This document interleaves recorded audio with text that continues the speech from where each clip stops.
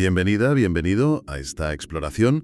Hoy tenemos sobre la mesa un hallazgo que, la verdad, viene de muy, muy lejos y tiene a toda la comunidad astronómica bastante perpleja. Completamente. La fuente principal es un artículo sobre una señal de radio que se ha detectado en nuestra propia galaxia y que, sencillamente no debería existir. Y no es ninguna exageración. Cuando llegaron los primeros datos, la reacción fue de incredulidad. O sea, se revisaron sistemas, se buscaron interferencias, todo. Claro. Porque lo que se estaba viendo chocaba de frente con décadas de conocimiento sobre cómo viven y mueren las estrellas.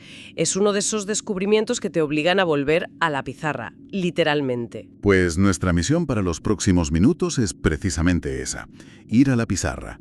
Vamos a desentrañar qué es esta señal, por qué es tan profundamente extraña y, sobre todo, qué nos dice sobre el cosmos. Venga, empecemos por el principio. Vamos allá. Para entender por qué este hallazgo es tan anómalo, necesitamos un punto de referencia. El objeto parece ser una estrella de neutrones. ¿Puedes recordarnos qué son exactamente estas bestias cósmicas? Claro. Son de los objetos más fascinantes y extremos de todo el universo. Imagina una estrella muchísimo más masiva que nuestro Sol. ¿Vale? Durante millones de años fusiona elementos en su núcleo y eso genera una energía que la mantiene estable. Pero claro, llega un punto en que se le acaba el combustible nuclear. ¿Y se apaga el motor? Exacto. Y cuando eso ocurre, la estrella ya no puede soportar su propio peso y colapsa. Colapsa de una forma catastrófica sobre sí misma. Y ese colapso provoca una de las explosiones más violentas que conocemos. Una supernova. Justo. Una explosión que puede brillar más que una galaxia entera durante semanas. Es una pasada. Pero lo interesante es lo que quede después. El remanente. Sí. En el centro de toda esa hecatombe sobrevive el núcleo de la estrella original. Pero ahora está aplastado por la gravedad hasta límites que son, inimaginables. Eso es una estrella de neutrones. El artículo habla de una densidad que mi cerebro apenas puede procesar. Menciona algo así como comprimir una masa mayor que la de nuestro Sol en una esfera del tamaño de una ciudad. A ver, ¿puedes darnos una idea de lo que significa eso en la práctica? Es que realmente desafía la intuición.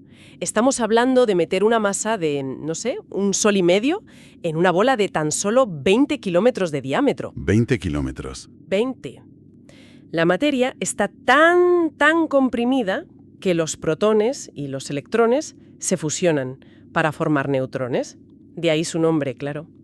Para que la gente se haga una idea, una sola cucharadita de este material pesaría en la Tierra unos 6.000 millones de toneladas. Es alucinante. Es el objeto más denso que conocemos, justo por debajo del horizonte de sucesos de un agujero negro.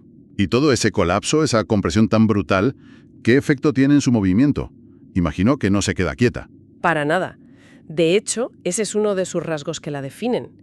Piensa, por ejemplo, en una patinadora sobre hielo que gira con los brazos extendidos. Sí. ¿Qué pasa cuando los recoge? Que acelera, gira mucho más rápido. Pues eso es. Es el principio de conservación del momento angular. Ahora, aplica eso a una estrella de millones de kilómetros colapsando en una esfera de 20.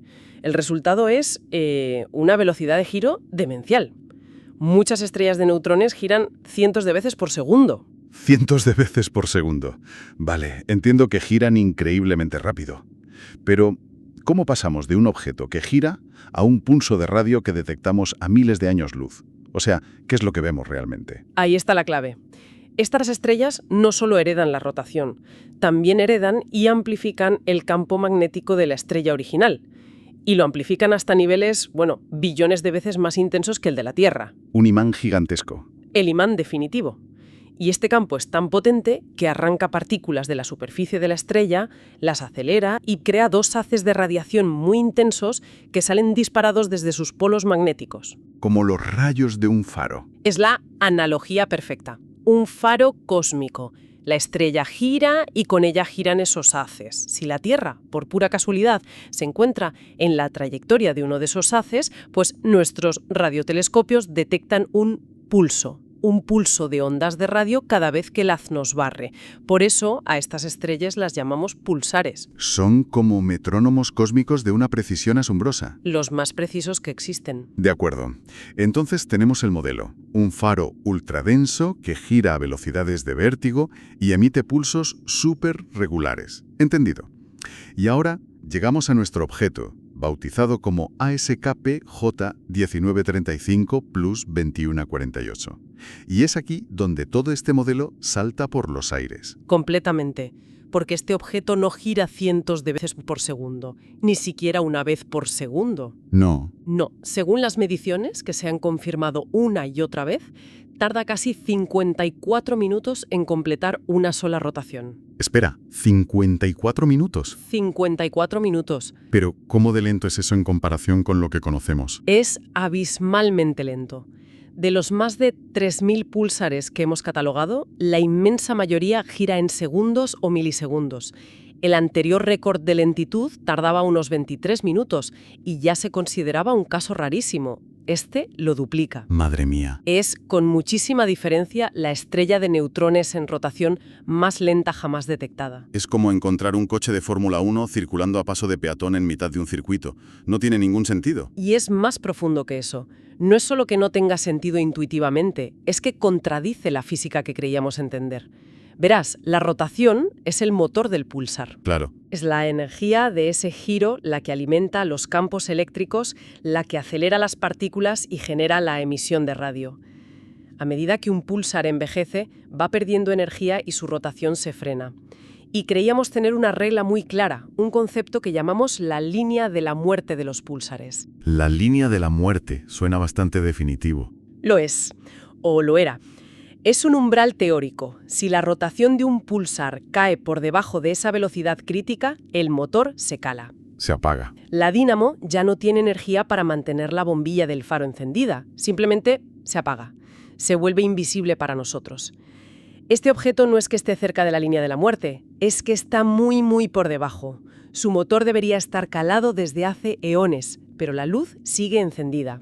Y no sabemos cómo es posible. O sea que el primer gran misterio es que no solo es lento, es tan lento que en teoría ni siquiera deberíamos poder verlo. Exactamente. Y por si fuera poco, está su ubicación.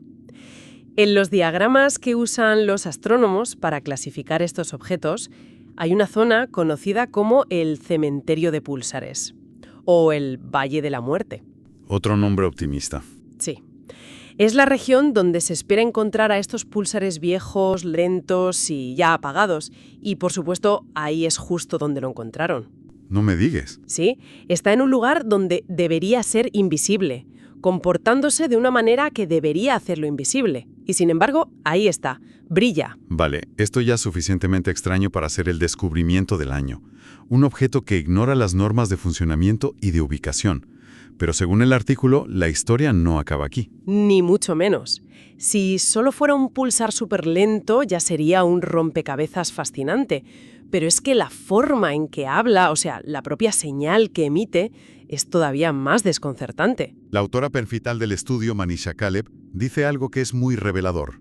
Cito: lo que es intrigante es cómo este objeto muestra 3 estados de emisión distintos, cada uno con propiedades completamente diferentes. 3 estados. Yo pensaba que los púlsares eran el colmo de la regularidad. Y lo son. Son los relojes más precisos del universo. Pero este no. Este objeto parece tener una personalidad múltiple. ¿Cómo es eso? A veces emite pulsos de radio muy brillantes, polarizados de una forma circular y que duran entre 10 y 50 segundos. Un comportamiento muy peculiar. Luego, sin previo aviso, cambia. Pasa a emitir pulsos mucho más débiles, con una polarización totalmente distinta, lineal, y que son increíblemente cortos. Hablamos de apenas 370 milisegundos. O sea, 100 veces más breves que los otros. Justo. ¿Y el tercer estado? ¿Hay un tercero? Silencio. A veces simplemente se apaga, deja de emitir por completo. Luego puede volver a encenderse en cualquiera de los otros 2 modos. No es un faro constante, es uno que parpadea, que cambia de intensidad, de forma y de ritmo de manera, aparentemente aleatoria. Es impresionante. Me imagino la confusión en el equipo de investigación. Recibes una señal potente y larga, luego una débil y corta, luego nada. Y todo del mismo punto exacto en el cielo. La primera reacción fue de escepticismo puro. Recuerdo haber visto datos preliminares en una conferencia y el sentir general era: eso tiene que ser un error de software. Se barajaron todo tipo de interferencias terrestres, alguien bromeó con que habían dejado un microondas encendido cerca de la antena. Que, por cierto, ¿ha pasado de verdad alguna vez? Ha pasado, sí. Se pensó que era imposible que todo eso viniera de una única fuente astrofísica. ¿Y cómo confirmaron que no era un error, que era real? Aquí es donde entra la colaboración internacional. El descubrimiento inicial lo hizo el radiotelescopio ASCAP, en Australia. ASCAP es una maravilla para esto, porque tiene un campo de visión muy amplio, es como una red de pesca gigante para el cielo. Barre grandes zonas. Eso es. Pero para confirmar algo tan extraño, necesitas un instrumento diferente. Uno que pueda mirar fijamente a ese punto con una sensibilidad extrema. Y ese fue el radiotelescopio Meerkat, en Sudáfrica. Apuntaron Meerkat a esa coordenada y confirmó sin lugar a dudas que los 3 estados de emisión eran reales y venían del mismo objeto. Con un puzzle tan complejo, con un objeto que rompe 3 o 4 reglas a la vez, es inevitable preguntarse si la premisa inicial es correcta. El artículo se lo plantea directamente. ¿Y si no es una estrella de neutrones? Es la pregunta obligada. Cuando te enfrentas a una anomalía tan radical, tienes que cuestionarlo todo, empezando por la identificación del culpable. La principal hipótesis alternativa que se baraja es que se trate de una enana blanca. Que son los restos de estrellas más pequeñas, como nuestro Sol. Son densas, pero no a ese nivel, claro. Correcto. La idea es que podría ser una enana blanca aislada con un campo magnético extraordinariamente fuerte. En teoría, un objeto así podría generar emisiones de radio. Sin embargo, esta explicación tiene sus propios problemas. ¿Cuál es el principal? Pues que nunca hemos visto una enana blanca que se comporte ni remotamente de esta manera. Tendría que ser un tipo de objeto completamente nuevo para la ciencia. Estaríamos explicando un misterio con otro misterio aún mayor. O sea que estamos entre dos opciones. ¿Una estrella de neutrones que se comporta de una forma que creíamos físicamente imposible? ¿O una enana blanca de un tipo que nunca hemos visto y cuya existencia es puramente teórica? Ha estado en el clavo. Y eso es lo que hace que este descubrimiento sea tan emocionante para los astrofísicos. No hay una salida fácil. Cualquier escenario nos lleva a un territorio completamente nuevo.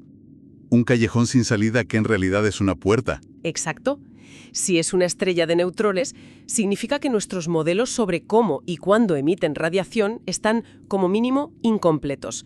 Quizás hay mecanismos que les permiten seguir vivas mucho después de lo que pensábamos. Quizás esa línea de la muerte es más una sugerencia que una ley. Y si es una enana blanca, pues hemos abierto un campo de estudio completamente nuevo. Entonces, vamos a recapitular para tener la imagen completa.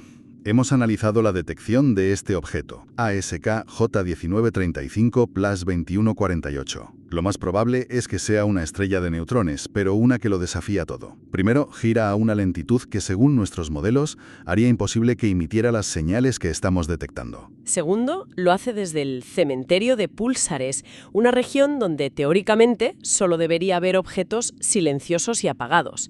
Está emitiendo desde el más allá, por así decirlo. Y tercero, su señal es un caos. No es el metrónomo cósmico que esperábamos, sino que tiene 3 personalidades distintas y aparentemente aleatorias.